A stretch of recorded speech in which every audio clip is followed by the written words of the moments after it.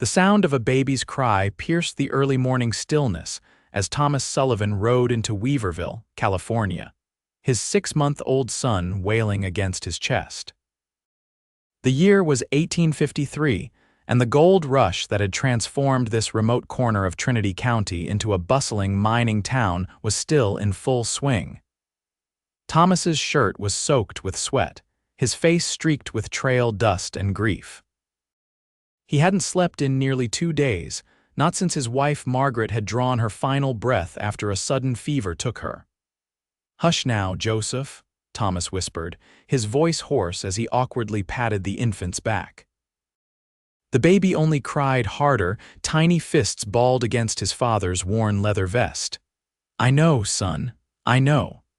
The main street of Weaverville was already coming to life despite the early hour. Miners headed toward the hills, merchants opened their shops, and a few bleary-eyed men stumbled out of the saloon after a night of cards. Thomas felt every eye on him as he guided his exhausted horse toward the general store. He needed supplies, milk, food, anything to help quiet his son, but more than that, he needed direction. He had no idea how to care for a baby alone. His hands trembled as he dismounted, struggling to keep Joseph secure against his chest while tying his horse to the hitching post. The baby's face was red from crying, his little body rigid with discomfort. "You look lost, mister," came a woman's voice from behind him. Thomas turned to find a young woman standing on the boardwalk, a basket of fresh bread balanced against her hip. Her chestnut hair was neatly pinned beneath a practical bonnet, her calico dress simple but well-made. There was kindness in her eyes, but also a hint of amusement at his obvious distress. "I suppose I am," Thomas admitted, bouncing Joseph awkwardly as the baby continued to wail. "My wife. She passed 2 days back. It's just me and the boy now, and I don't rightly know what I'm doing." The woman's expression softened immediately. She set her basket down and approached, holding out her arms. "May I?" Thomas hesitated only briefly before surrendering his son to her. To his amazement, Joseph's cries began to quiet almost immediately as she expertly adjusted his position against her shoulder. "There now," she soothed, patting the baby's back with practiced ease. "You're just hungry and overtired, aren't you, little one?" She looked up at Thomas with a gentle smile. "I'm Penelope Taylor. Most folks call me Penny." "Thomas Sullivan," he replied, running a hand through his disheveled dark hair. "And that's Joseph. When did he last eat?" Penny asked, rocking gently from side to side as Joseph's cries subsided to whimpers. Thomas stared blankly. "Last night, maybe. I tried giving him some cow's milk, but he just spit it up. Margaret, she was nursing him." Penny nodded understandingly. "He needs a wet nurse, Mr. Sullivan. And you need some rest. My sister-in-law Rebecca had a baby 3 months ago. I'm sure she'd help." Thomas looked at her with such profound gratitude that Penny felt her heart constrict. The cowboy was handsome beneath the grime and exhaustion, strong, featured with kind blue eyes, but it was the raw vulnerability on his face that touched her.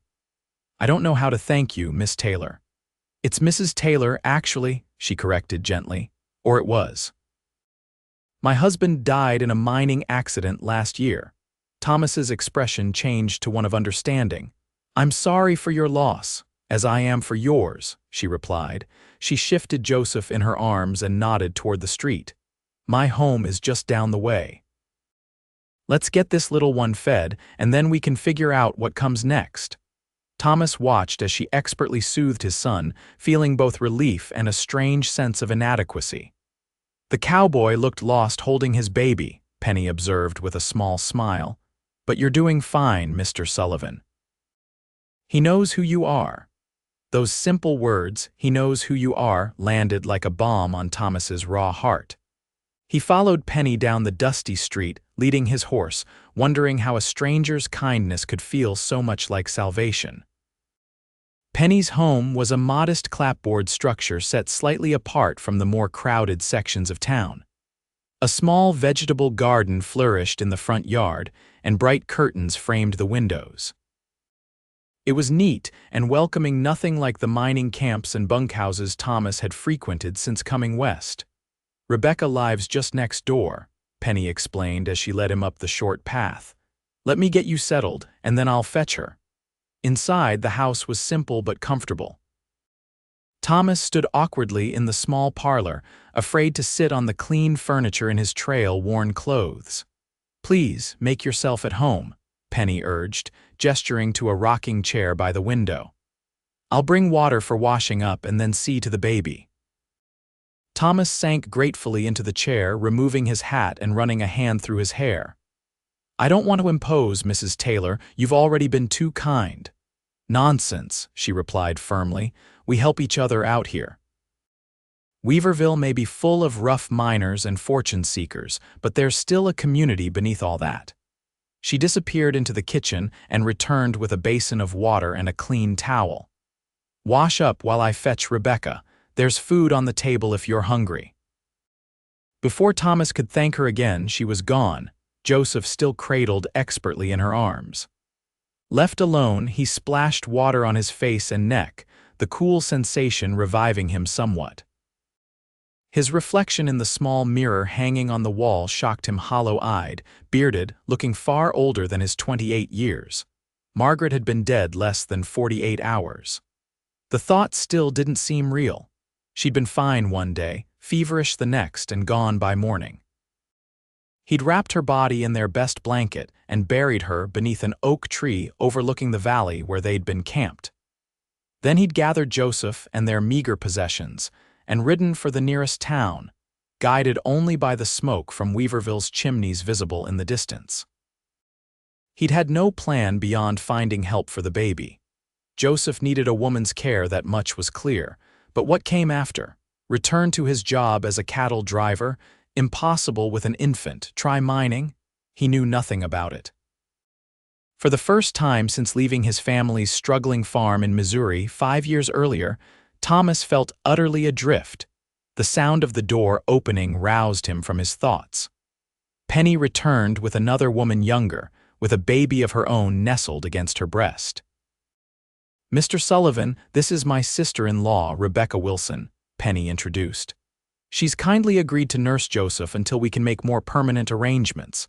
Rebecca, a fair-haired woman with kind eyes, nodded shyly. "My little Emma is a good eater, but I have plenty to spare." "Your boy will be just fine with me." Thomas removed his hat, emotion tightening his throat. "Madam, I don't know how to thank you." "No thanks needed," Rebecca assured him. "I lost my parents when I was just a girl. Folks helped me then. Now I'm just passing it along." Penny gestured toward the door. "Rebecca will take Joseph back to her house for now. Why don't you get some rest, Mr. Sullivan? There's a spare room through there. We can talk more when you've slept." The thought of sleep was overwhelmingly tempting, but Thomas hesitated, looking at his son. "I don't want to be apart from him." "Rebecca lives right next door," Penny assured him. "Joseph will be well cared for, and you're no good to him if you collapse from exhaustion." Thomas knew she was right. He approached Rebecca and placed a gentle hand on Joseph's downy head. "Thank you for helping my boy. He'll be fine," Rebecca promised. "Babies are stronger than they look." After they left, Penny showed Thomas to a small but clean bedroom. "Sleep as long as you need," she said. "We'll talk when you wake." Thomas meant to thank her again, but exhaustion claimed him almost as soon as his head touched the pillow. He fell into a dreamless sleep, the first real rest he'd had since Margaret's death. When he woke, the angle of sunlight through the curtains told him it was late afternoon. For a disorienting moment, he couldn't remember where he was. Then it all came rushing back: Margaret's death, the desperate ride to town, the kindness of strangers. He rose, splashed water on his face from the pitcher Penny had left, and made his way into the main room of the house. She was there, kneading bread dough at a small table, her sleeves rolled up and flour dusting her forearms. "You slept nearly 8 hours," she said, looking up with a smile. "You must have needed it." "Joseph?" he asked immediately, doing wonderfully.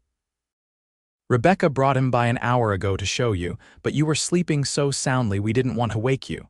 He's had 2 good feedings and is resting comfortably." Relief washed over Thomas. followed swiftly by guilt at having been unconscious while strangers cared for his child. "I should go to him." "In a moment," Penny said, wiping her hands on her apron. "First, you should eat something, and we need to talk about what comes next." She gestured to the table where a plate of cold chicken, bread, and preserves waited. Thomas hadn't realized how hungry he was until the food was before him. He ate gratefully while Penny finished her bread making and set the dough aside to rise. "Tell me about yourself, Mr. Sullivan," she said, taking a seat across from him. "What brought you to these parts?" Between bites, Thomas explained his journey. He'd left Missouri in '48, seeking better opportunities out west. He'd worked as a cowhand on various ranches in California, eventually becoming a cattle driver. He'd met Margaret 2 years ago when delivering cattle to her father's ranch near Sacramento. They'd married quickly, and when she became pregnant, they'd planned to settle in Oregon Territory where land was cheaper. "We were headed north when Joseph was born," he explained. "Decided to wait until he was stronger for the final leg of the journey. We were camping in the hills outside town when Margaret took sick." His voice faltered. "It happened so fast." Penny reached across the table and briefly touched his hand. "I understand. My Frank was crushed in a tunnel collapse, left for work in the morning, was gone by noon." They sat in companionable silence for a moment, two people who understood the sudden, brutal nature of grief. "What will you do now?" Penny finally asked. Thomas shook his head. "I honestly don't know. I can't drag Joseph from place to place while I work cattle drives. I thought maybe I'd try my hand at mining since that's what most men do around here, but I know nothing about it." "Mining's a hard life," Penny said, "and not very stable for raising a child." "I'm open to suggestions, Mrs. Taylor," Penny considered for a moment. "Well, as it happens, Weaverville has need of a sheriff. The last one left 2 weeks ago headed for richer diggings up north. The town council's been looking for a replacement." Thomas raised his eyebrows. "I've never been a lawman, but you're handy with a gun," he nodded. "Most men who worked cattle were. And you know horses can track, and I'm guessing you're not afraid of hard work or difficult men." "True enough, but the position comes with living quarters behind the jail," Penny continued. "It's not much, but it would give you and Joseph a roof. The pay is steady, and you'd be in town where Rebecca could continue helping with the baby." Thomas turned the idea over in his mind. "Do you think the council would consider me? I'm a stranger here." "Weaverville's full of strangers, Mr. Sullivan." "But I serve on the council. My late husband was one of the town's founders. I could put in a good word." Thomas studied her, trying to understand why this widow would go to such lengths for a man she'd just met. "Why are you helping me this way, Mrs. Taylor?" Penny's eyes softened. "Because 5 years ago I arrived in California as a new bride with no family and no friends. When Frank died, this community rallied around me. That's what decent folks do for each other." She paused. "And because that baby of yours deserves a chance at a stable life." Thomas felt a surge of something he hadn't experienced in days' hope. "If you think the council would have me, I'd be honored to serve as sheriff." "Good," Penny said decisively, rising from the table. "I'll speak with them tomorrow. For now, let's go see your son." Rebecca's house was nearly identical to Penny's, though the interior showed clear signs of a baby's presence: blankets draped over furniture, tiny garments hanging to dry by the stove. Joseph was asleep in a cradle near the hearth, his tiny face peaceful for the first time since Margaret had fallen ill. Thomas knelt beside the cradle, overwhelmed by love and fear in equal measure. How could he possibly raise this child alone? "He's taken to feeding from me just fine," Rebecca assured him. "Babies are adaptable that way." "I can't thank you enough," Thomas said. "I'll find a way to compensate you for your trouble." Rebecca waved away his words. "Penny says you might be our new sheriff. Having someone keep order around here is payment enough. The miners get rowdy on paydays, and there's been talk of claim jumping up in the hills." "I'll do my best," Thomas promised, though the responsibility of the role was just beginning to sink in. They stayed for a while, with Rebecca showing Thomas how to properly hold Joseph, explaining his feeding schedule and offering tips on soothing him when he cried. Penny watched quietly, occasionally adding her own suggestions. Though she had no children of her own, she seemed quite knowledgeable about their care. "My sister had 4 little ones before she passed," she explained when Thomas remarked on this. "I helped raise them until my brother-in-law remarried." As the evening drew to a close, Thomas faced a decision: take Joseph back to Penny's spare room or leave him with Rebecca overnight. Though it pained him to be separated from his son, he knew the baby would be better cared for with Rebecca. "I'll bring him to you first thing in the morning," she promised. "And any time during the day when he's not feeding." Back at Penny's house, Thomas found himself restless despite his lingering exhaustion. They sat in the parlor as darkness fell, Penny mending a shirt by lamplight while Thomas cleaned his revolver, a habit that always calmed his mind. "Did you love her very much?" "Your wife?" Penny asked suddenly, breaking the comfortable silence. Thomas's hands stilled on the gun. "I respected her greatly," he said carefully. "She was a good woman, kind, strong." He paused. "Marriage was more practical than romantic for us. We were companions more than anything else." It wasn't the answer Penny had expected. "I see. And you, did you love your husband?" A small smile touched her lips. "Desperately at first. Frank was charming, ambitious. I would have followed him anywhere," she said, her mending aside. "But mining changed him. The search for gold consumed him. By the end, we were more like business partners than husband and wife. I'm sorry." She shrugged lightly. "Life rarely turns out as we expect, does it?" The next morning, Penny arranged a meeting with the town council. Despite some initial skepticism about Thomas's lack of law enforcement experience, they were impressed by his straightforward manner and obvious capability. The fact that Penny vouched for him carried significant weight. By noon, Thomas Sullivan was officially appointed the sheriff of Weaverville.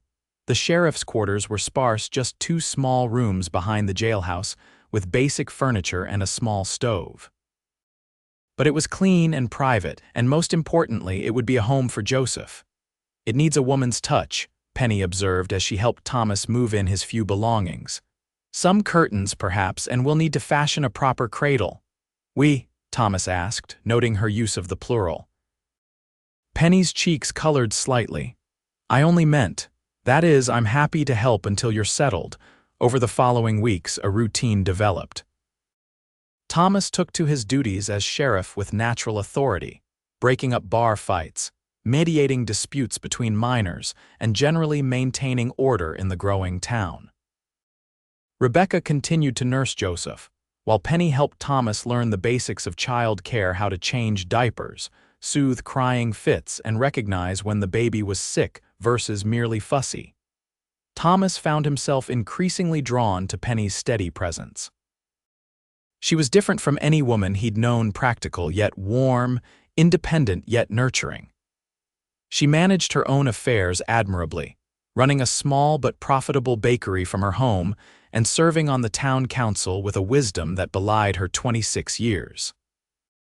For her part, Penny tried to maintain a neighborly distance, all too aware of how quickly a widow could become the subject of gossip. But there was something about Thomas Sullivan that broke through her carefully constructed defenses, perhaps his obvious devotion to his son, or the quiet dignity with which he faced his grief and uncertainty. As summer turned to fall, Joseph thrived under the collective care of his makeshift family. He grew plump and happy, quick to smile and increasingly alert to his surroundings. Thomas took immense pride in his son's development, marveling at each new accomplishment: the first time he rolled over, his first tooth, his attempts to crawl. "He's going to be walking before we know it," Penny remarked one evening as they watched Joseph scoot backward across the floor of Thomas's quarters. She came by most evenings now, ostensibly to help with the baby, but increasingly because neither she nor Thomas seemed to want the day to end without seeing each other. "God help me when that happens," Thomas laughed. "I'll have to lock up the jail cells just to keep him contained." Penny smiled, but there was a hint of sadness in her eyes. Rebecca mentioned that Emma is nearly weaned. Joseph won't need a wet nurse much longer. The statement hung in the air between them. Without Joseph's need for feeding, there would be less reason for their current arrangement to continue. I suppose I'll need to learn how to prepare proper food for him, Thomas said carefully. I could teach you, Penny offered. It's not so different from what you're already doing. Thomas nodded, relieved. I'd appreciate that. Their eyes met across the room, and for a moment, something unspoken passed between them. Then Joseph squealed, demanding attention, and the moment broke. That night, after Penny had gone home and Joseph was sleeping soundly in his cradle, Thomas sat on his narrow bed and confronted the feelings he'd been avoiding. He was falling in love with Penny Taylor. The realization was both exhilarating and terrifying. Margaret had been gone barely 3 months. Was it disrespectful to her memory to have such feelings so soon? And what of Penny? She'd been unfailingly kind and helpful, but that didn't mean she shared his growing attachment. The next day brought a distraction from his personal dilemma. A group of miners burst into the sheriff's office claiming that a band of outlaws had robbed their camp at gunpoint. Thomas organized a posse and spent 3 days tracking the thieves into the hills, eventually recovering most of the stolen gold and apprehending 2 of the 3 robbers. When he returned to Weaverville, tired but satisfied with the successful manhunt, his first stop wasn't the jail or even his own quarters. It was Penny's house, where Joseph had been staying in his absence. She answered the door with the baby in her arms, her face lighting up at the sight of Thomas. "You're back. We were starting to worry. Caught them up near Trinity Lake," he explained, reaching for Joseph, who gurgled happily at the sight of his father. "Did he behave for you?" "Like an angel," Penny assured him, though the shadows under her eyes suggested otherwise. "Come in, you must be starving." Over a simple but hearty meal, Thomas recounted the pursuit and capture of the thieves. Penny listened attentively, asking intelligent questions about his strategy and the evidence against the men. "The whole town's talking about it," she told him. "The council is very pleased with your handling of the situation." "Just doing my job," Thomas said modestly. "No," Penny insisted.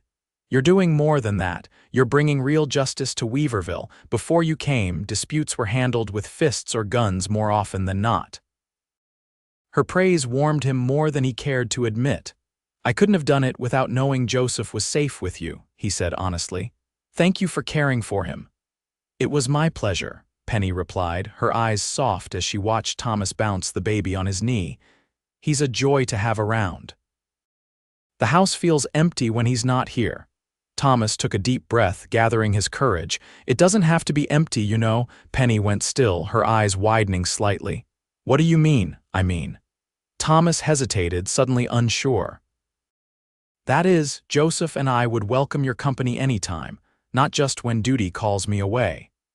It wasn't quite what he'd intended to say, but it was safer than the declaration that had been on the tip of his tongue. Penny's expression was unreadable. "Thank you, that's very kind." An awkward silence fell between them, broken only by Joseph's contented babbling. Thomas mentally kicked himself for his cowardice, but before he could find better words, there was a pounding at the door. "Sheriff, you're needed at the saloon. There's trouble," duty called, and the moment was lost. The trouble at the saloon was serious, a knife fight between miners that had left 1 man dead and another gravely wounded. Thomas spent the next several hours securing the killer in the jail, taking statements from witnesses, and helping Doc Miller tend to the injured man. It was well past midnight when he finally collected Joseph from Penny's house, where the baby had fallen asleep hours earlier. "I'm sorry about dinner," he said quietly as Penny handed over the sleeping child, "and for the interruption." "It's the nature of your position," she replied pragmatically. "I understand that."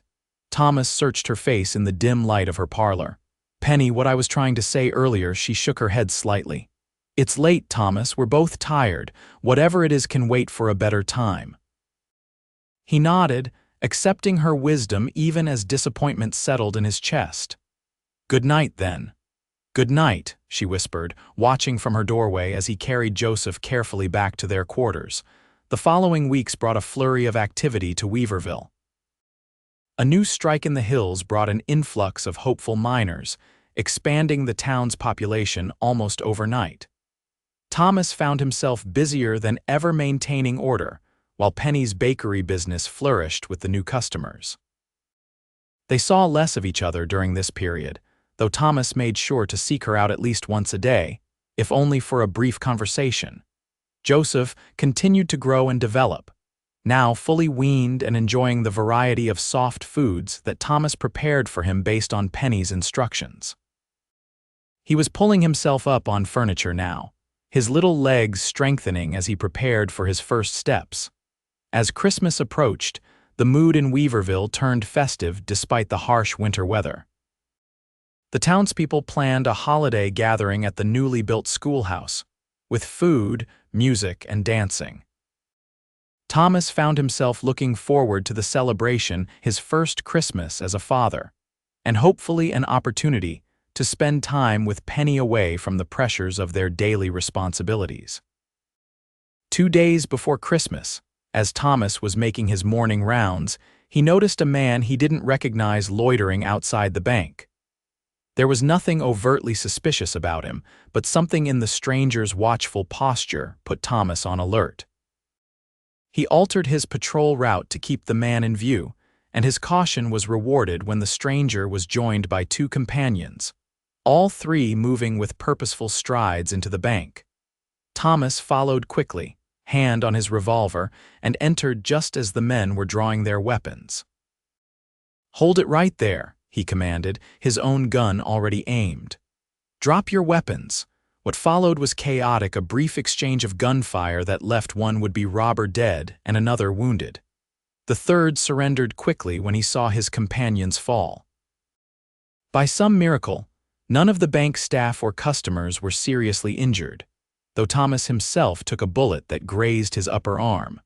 Word of the attempted robbery and the sheriff's quick action spread through town like wildfire. Thomas found himself being hailed as a hero as Doc Miller bandaged his arm. He dismissed the praise, uncomfortable with the attention, but couldn't deny a certain satisfaction in having prevented what could have been a tragic outcome.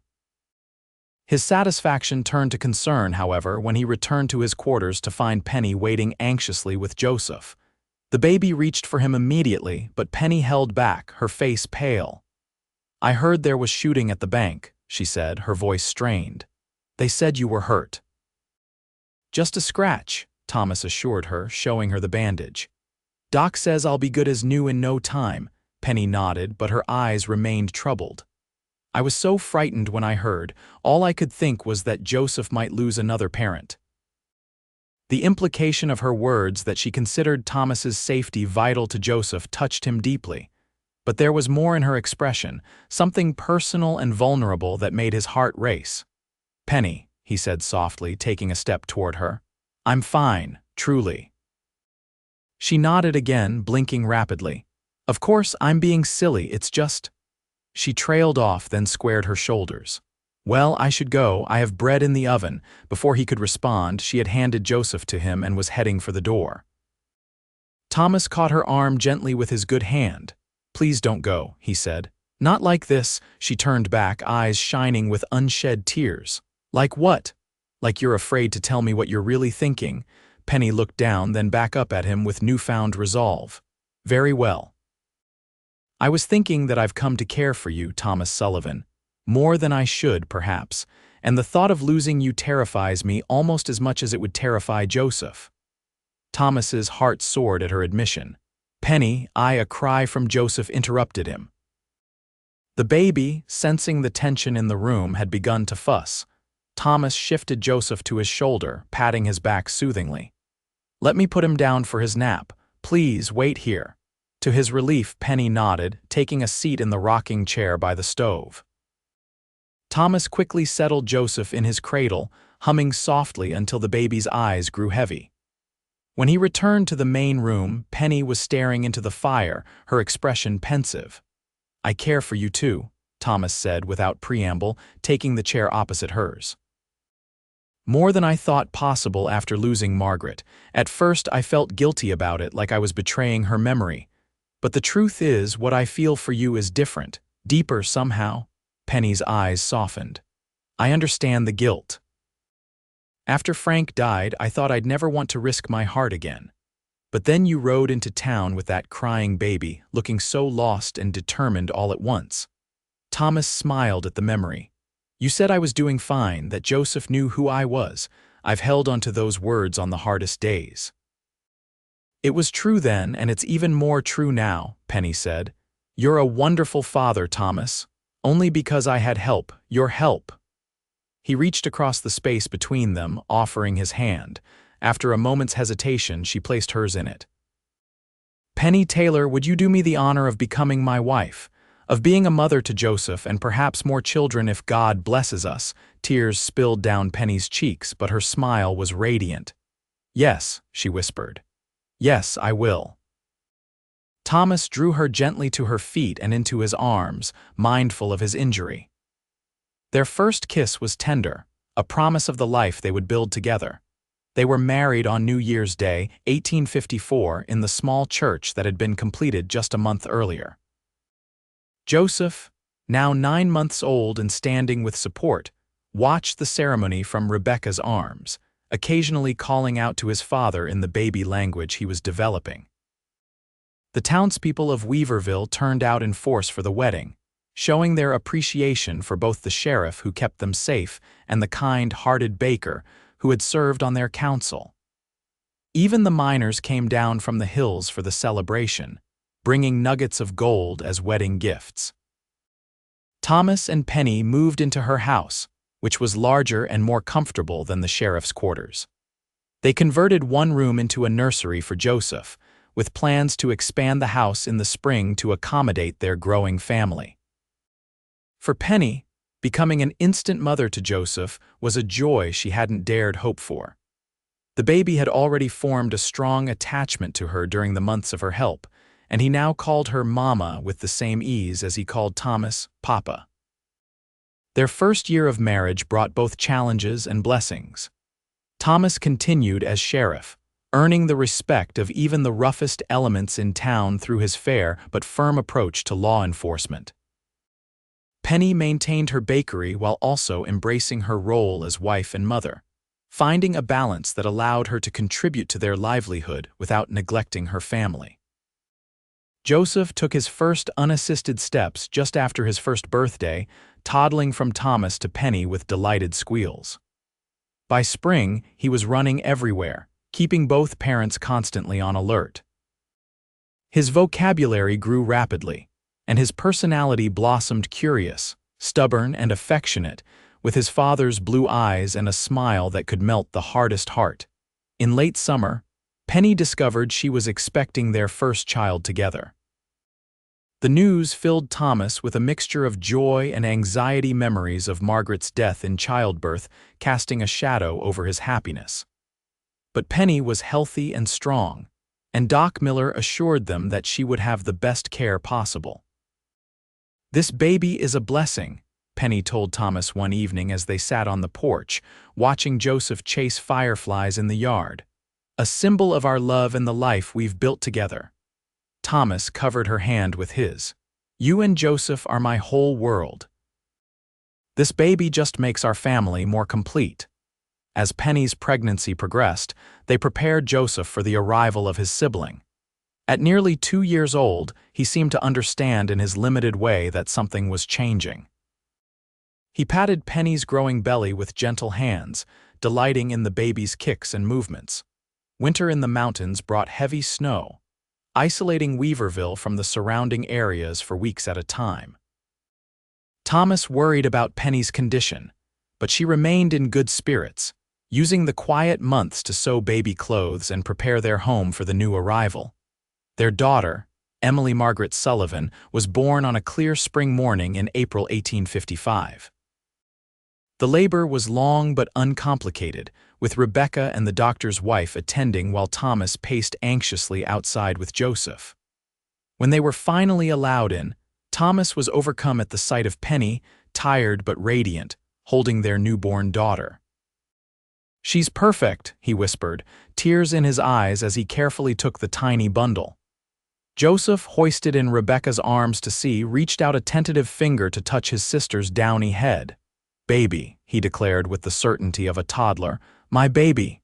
"That's right," Penny smiled. "Your baby sister." As Thomas looked at his expanded family, Joseph now climbing onto the bed to snuggle against Penny, the newborn Emily cradled in his arms, he felt a completeness he'd never thought possible when he'd ridden into Weaverville that desperate morning nearly 2 years before. The years that followed brought prosperity and happiness to the Sullivan family. Thomas eventually hired a deputy, allowing him more time with his growing family. Penny's bakery became a town institution, and she trained several young women in the art of bread making, creating employment opportunities in a town where women's work was scarce. Joseph grew into a strong, capable boy who adored his sister and the 2 brothers who followed William in 1857 and Henry in 1860. He never remembered his birth mother, but Thomas and Penny kept Margaret's memory alive through stories and a small locket containing her portrait that would one day be his. Weaverville itself changed as the gold rush waned. Some miners moved on to new strikes, while others settled permanently, bringing wives and establishing businesses. The rough mining camp gradually transformed into a proper town with a school, several churches, and even a small theater. Through it all, Thomas and Penny remained constants, the fair-minded sheriff and his compassionate wife, raising their children with love and purpose in the community they helped build. Their home, expanded several times to accommodate their family, became a gathering place for friends and neighbors, known for its warmth and hospitality. On Joseph's 18th birthday in 1871, Thomas took him riding into the hills, to the spot where Margaret had been buried. The simple wooden cross had been replaced years earlier with a proper headstone, and Thomas maintained the site with quiet respect. "I wanted you to know this place," he explained to his eldest son, "to understand where you came from." Joseph, now a tall young man with his father's build and quiet demeanor, stood respectfully by the grave. "Do you think she would be proud of me?" he asked. "Without question," Thomas assured him. "Just as Penny and I are proud of you every day." As they rode back toward town, Joseph asked the question Thomas had been expecting. "Will you tell me the story again, about how you and Mother came to be together?" Thomas smiled, settling into his saddle for the familiar tale. "It was the summer of 1853. I rode into Weaverville with you crying in my arms, not having the first idea how to care for a baby. That evening, as the family gathered for Joseph's birthday dinner, Thomas watched Penny moving efficiently around their kitchen, directing their daughters in setting the table while the younger boys brought in firewood. At 46, her chestnut hair was threaded with silver, and laugh lines framed her eyes, but to Thomas, she was as beautiful as the day she'd taken a wailing Joseph from his arms on the boardwalk. She caught him watching and smiled, the same smile that had sustained him through every challenge they'd faced together. "What are you thinking about, Sheriff Sullivan?" she asked, using the title that had become an endearment between them, though Thomas had stepped down from the position years ago to focus on the cattle ranch they'd established outside town. "I was thinking about the day we met," he admitted. "How lost I felt and how you saved us both." Penny crossed to him, wiping her hands on her apron before touching his cheek gently. "As I recall, you were doing fine. Joseph knew who you were." "I wasn't fine at all," Thomas contradicted with a loving smile, "but you made me believe I could be, and eventually I was." "We were good for each other," Penny said simply. "We still are." As their children called them to the table, Thomas took his wife's hand. "I thank God every day that I rode into Weaverville that morning." "As do I," Penny whispered, squeezing his fingers. "As do I." Together, they joined their family, the one they had built from grief and chance and courage, sustained by a love that had begun with a simple act of kindness on a dusty street in a gold rush town, when a lost cowboy holding his baby found not just help, but a future he could never have imagined.